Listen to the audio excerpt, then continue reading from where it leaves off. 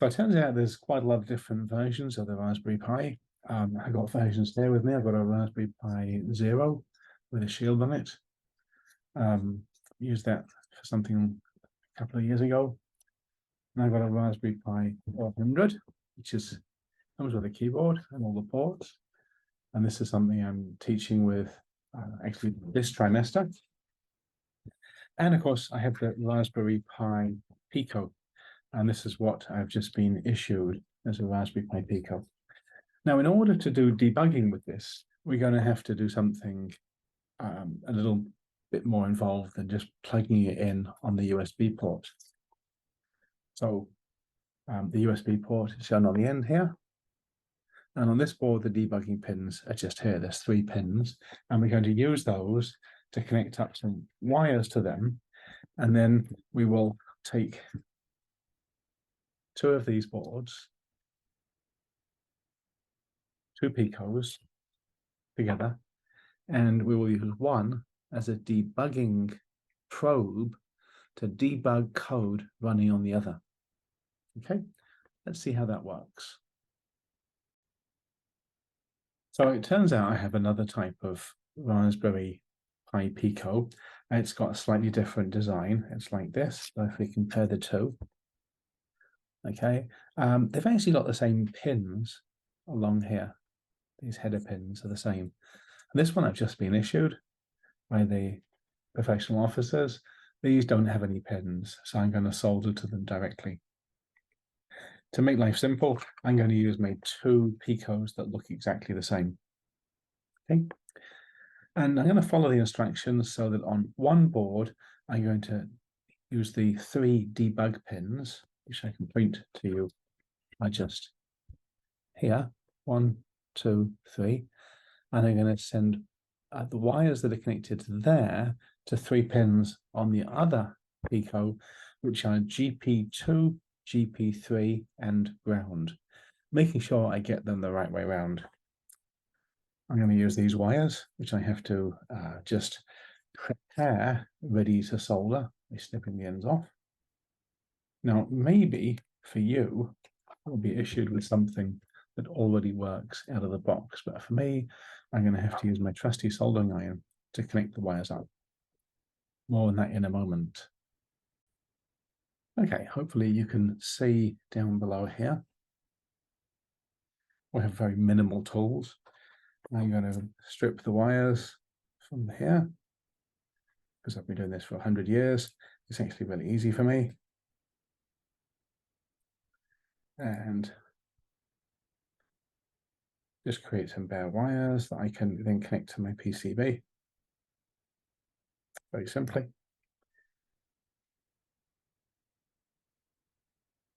I'll make sure they're nicely trimmed. I'm going to tin them with some solder. Which is the bit where you burn your hands if you're not sure what you're doing.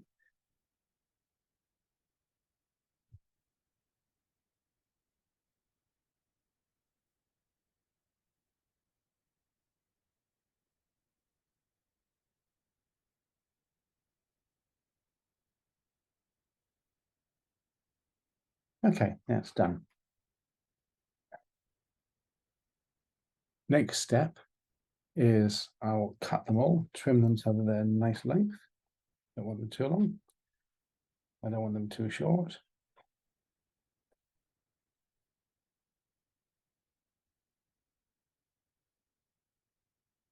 So they're very nicely trimmed, all the same kind of length. Yeah. Trying not to burn myself. And now connect these 3 wires to the debug pins on one of the boards. Just pop it up here with my finger.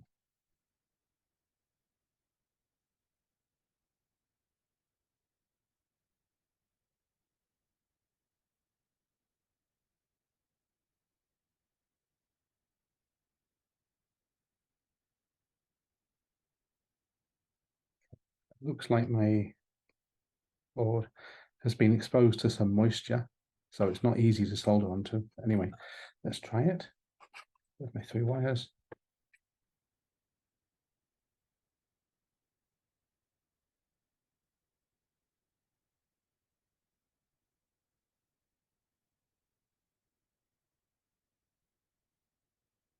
I'm sure you can find a better way of doing that. I poke them through, I turn over and solder them on the other side.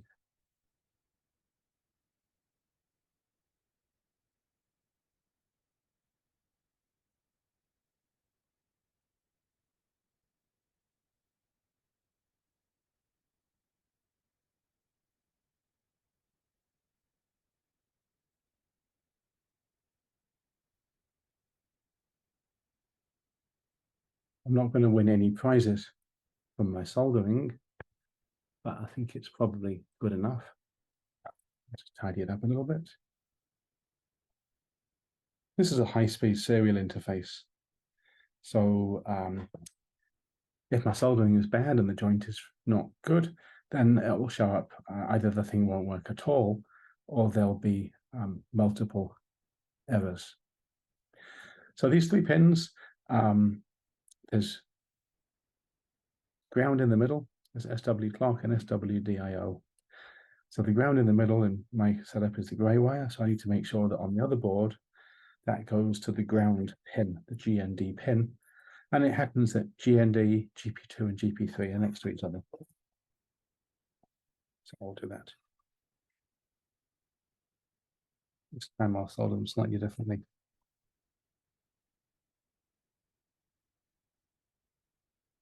Solder them from the side. The GND pin on here is a slightly different shape, or the pad is a slightly different shape, making it easy to recognize. Okay. I'll show you that one that I've done so far. Again, it's not going to win any awards, but it's going to work. And now I'll wire up the other 2. Just checking the data sheet to make sure I get them the right way around. I'll double check that now, and then I'll solder them before I resume. Continue. Solder the other 2 wires now that I've checked out where they should go.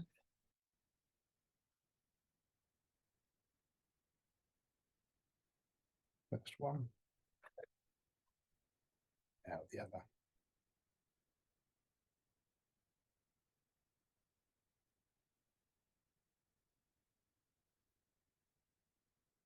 Okay. Years ago, 20 years ago, when I worked in an R&D lab in industry, I would probably not dare to show my boss that, but it will work. I know the data sheet that we are working from, it shows that these boards have got header pins and they're plugged into some breadboard. That's a way of doing it without damaging the devices themselves, and it is probably more reliable than what I'm doing. But as I don't have any breadboard, I'm just going to wire them up this way. Okay, let me proceed to do the rest of it, and then I'll show you in a minute what I've done. Okay, right, so now we have the board. It's been wired up. It looks a bit messy, but I don't really mind too much. So what we have is we've got one board, which is going to be the picoprobe, and the picoprobe, let me get this right, is going to be connected via a USB port to your computer, and it's connected up to the board that we're going to run the code on. And the board we're going to run the code on has is going to be outputting things on the serial port, and the SWD port is going to be used to single step and control the processor. Okay, so they're wired up with the system voltage, which is about 5 volts, and ground. And then we have the 3 SWD debug pins from the picoprobe, the controller, to the target that's going to run the software. And then these 2 wires, they're serial port. So we have a serial output from here and serial input on here. And just to give you the exact pins that I've used, I'll tell you what I have.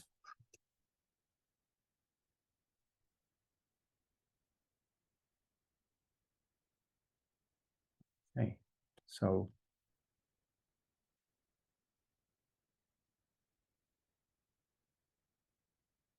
Change my glasses. These are magnifying glasses. These are not magnifying glasses. So the one with the SWD pins is the one that we're going to be using to execute the code. So there's 3 SWD pins, and then the UART pins, that's a serial port.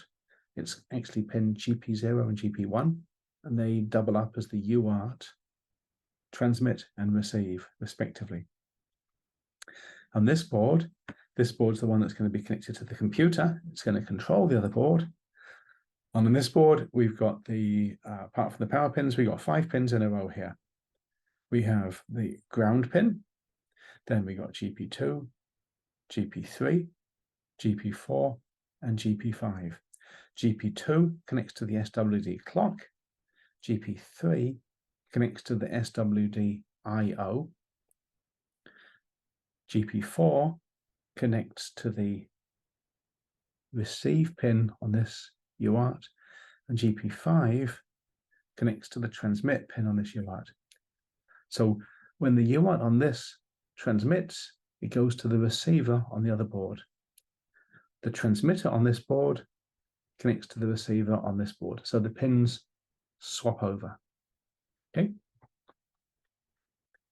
And with that, we are ready to try the next step, which will be see if it actually works to debug things. And for that, I will try to share the screen so you can see what's happening, what goes wrong, and what works. But that's thankfully the end of my soldering. I have no scars. I haven't burned myself, so I consider that good.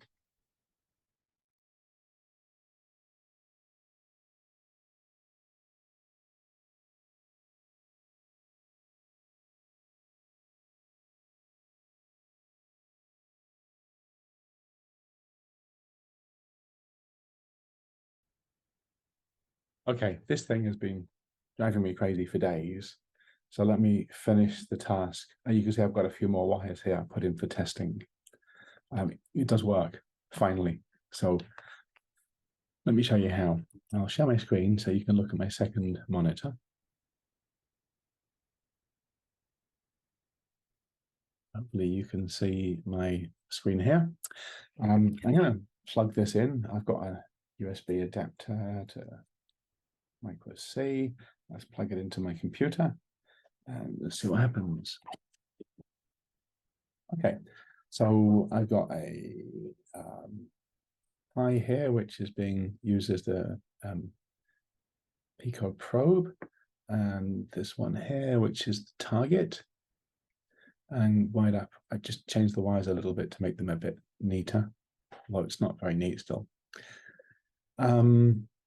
Nothing happens, I can't see anything, but if I look at my screen, I'm going to move that away and look just here on my embedded Linux. I can see that picoprobe has been recognized. I can prove that by unplugging it, trying the same thing, and picoprobe is not shown there. So I plug it in. Picoprobe is recognized here. And if I click on that, then it's going to associate my picoprobe with my Linux distribution. But in order to try to get this thing working, I also downloaded the Apple package. I just did a web search for Mac OS support for the OpenOCD, so the Open on-chip debugger. I'm going to make this a bit bigger. And it's a very simple package. I just unzip it and it's into a folder that has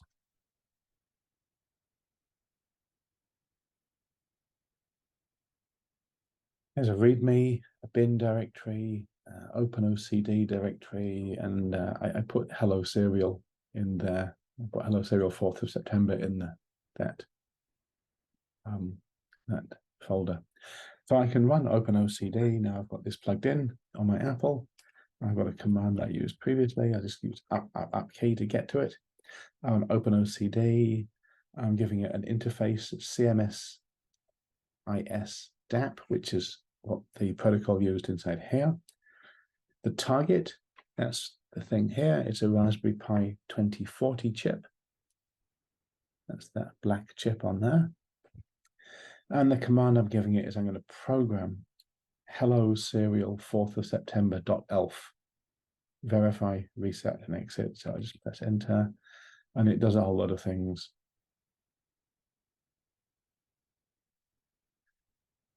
That takes a while because I'm running it slowly. And it's done. That's programmed this device here. And it's hello serial. So that means this device is now outputting something on the serial port, just the 2 wires here, which go into the serial port on my picoprobe. And that then goes over USB into my computer. I don't have a serial emulator, terminal emulator on the Apple. So I'm going to associate it with my Linux box, picoprobe, and I've got my Minicom working here. I just put that. So I'll show you how I started. I do sudo minicom -s with my secret password, and then I set up serial port. The device is dev TTYAC0.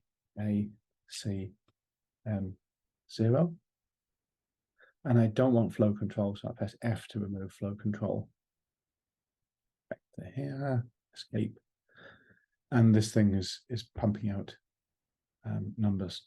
So what I've done is I programmed it on my Mac OS, and I'm listening to it on my Linux.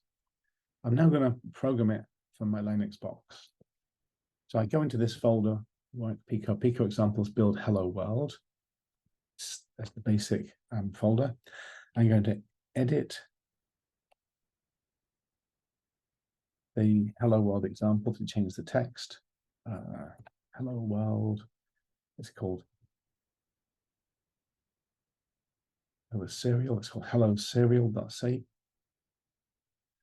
It says hello finally. That's different to what I'm printing out at the moment. I changed it to something completely different. Hello. Okay. Save that. Close it. In the right directory, so I build the program. It's very quick. Check the file dates. My hello hello serial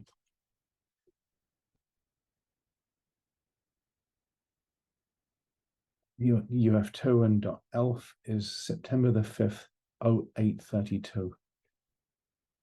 Time now is September the 5th, 0832. So I've just built that. Okay. Now, how am I going to program it? Well, I do much the same thing. I'm going to use OpenOCD. I'm going to run it. Hope it works. I'm going to give an interface, which is cmsas.bap.cfg. I'm going to give it a target, which is rp 2040.cfg. And I'm going to copy the same command I had on my Apple device. I can't remember the parameters. The command is, I'm going to program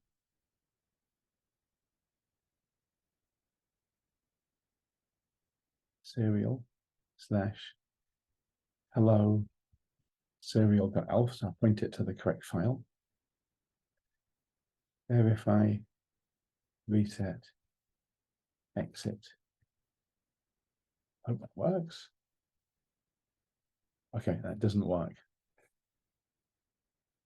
Check that my picoprobe is connected. It is. So maybe I need to run that as root.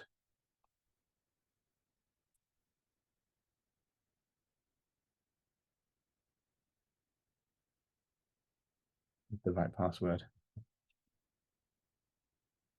Okay, that does not work.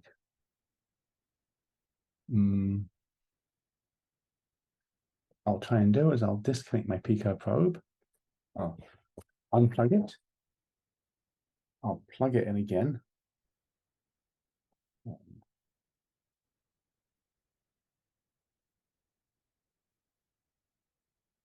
Name it again. Named. And I'll try that again. Oh, still doesn't work. I have no idea why. At this point, I pause to find out what it is that's gone wrong.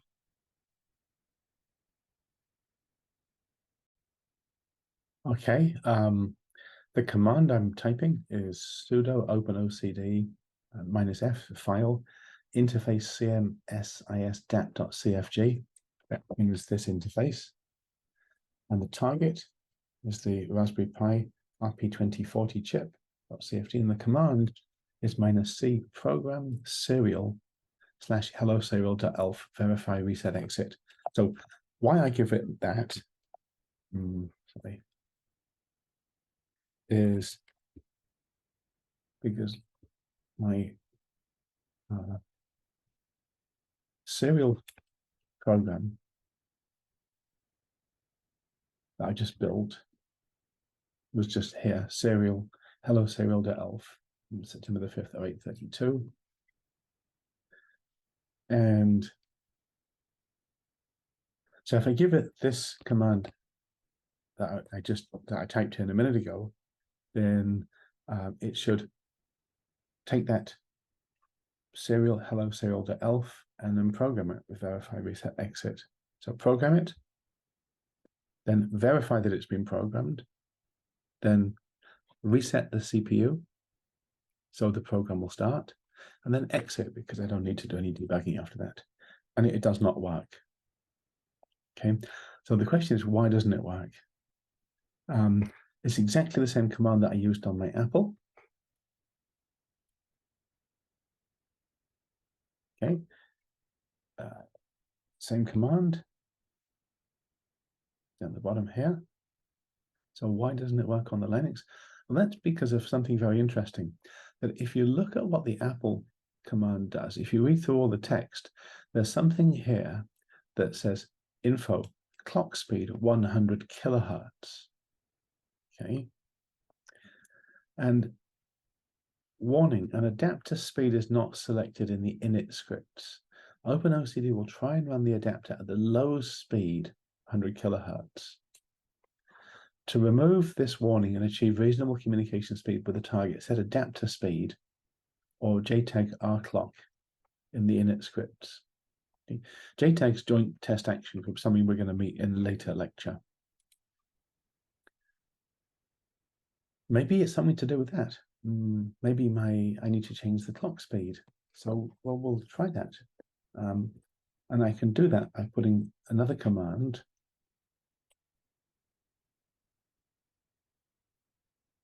Adapter speed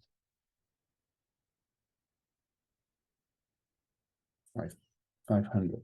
Okay, this is in kilohertz. Let's try that, and it works. Okay.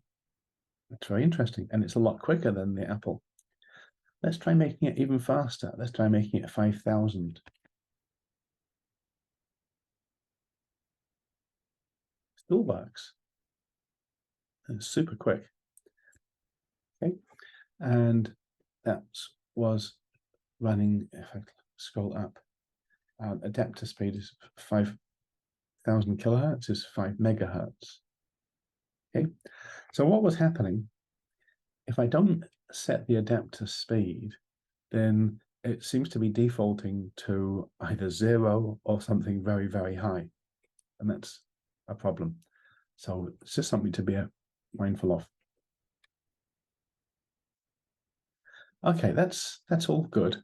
That means that I can, with my beautiful wiring, I can plug the board in to my MacBook Pro.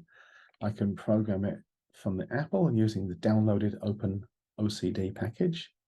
I can program it using Open OCD on Linux, which is actually very easy to install. It's just sudo apt install Open OCD.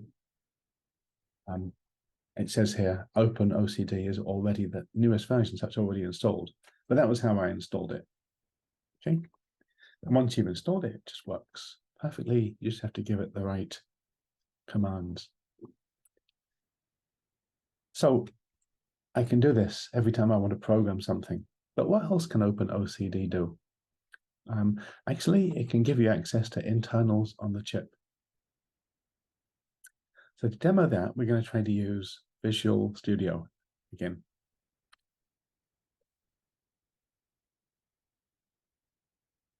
All right. So, oh, I didn't show you one more thing. I did not show you the code is running in the background here. I forgot to show you that. I managed to download it. This is the proof that it downloaded. It's running on here. And there's no LED flashing because it's doing serial output. It's not doing any LED flash. But let's go to Visual Studio and I'm going to load my picoW blink, which is already loaded here anyway. But I just take it from there, picoW blink.m. I'm going to put it to half a second. Oh, I'll just do it fast. 250 milliseconds flashing. Okay.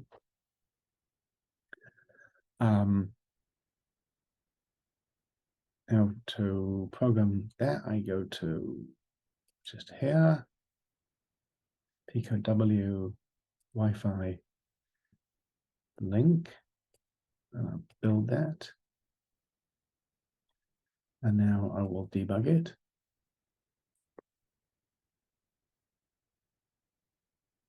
In the background, it's doing something. And it's using the OpenOCD commands to program it, hopefully. And if that works, then the thing will, when I click run, it will start to blink the LED. Ah, yeah, it does. See that? LED is blinking. I'm going to click pause, and the LED stops blinking. The commands here, step over, step into, and step out. Well, I want to go to my highest level code is the C code that I've written. So I'm going to step out, step out, step out, step out, and I'm in my main C loop here. And I can now single step. So the next command will turn the LED on. So click, LED is on. And the next command will turn the LED off. So click, LED is off. Right? The biggest real improvement for using something like Visual Studio Code is that I can do breakpoints. So I can click there, that becomes a breakpoint.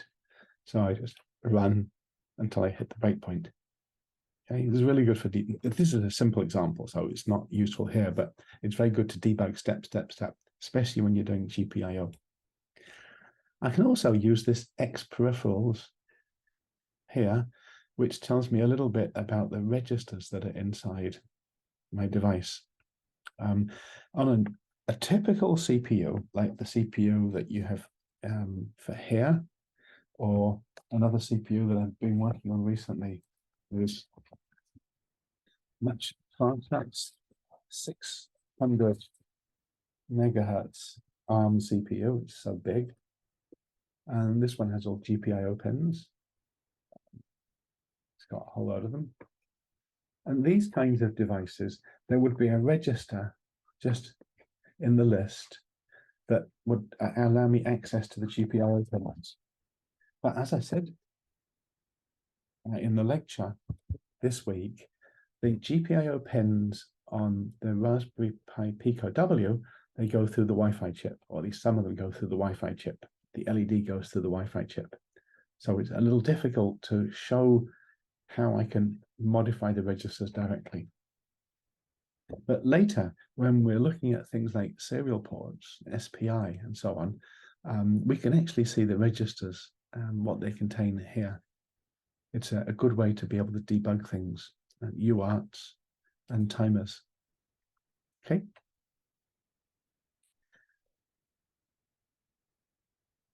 Right, so breakpoints, I can look at watch points. I can watch different variables. There's no variables here, so there's nothing I can watch. Yeah, but if there were variables in my program, I would be able to see them here. Okay. Registers is the ARM registers, register R0, R1, R2, all the way up to R15. R15 is the program counter. R14 is the link register. R13 is the stack pointer. This is standard ARM architecture registers. So I can view all these as I step through the code. This is the true power of using something like this for debugging. Okay, but I'm not going to show you anything useful right now. I'll leave that till the lectures. This is just to show you how to get it up and started, how to make it work in a way that hopefully be useful to you.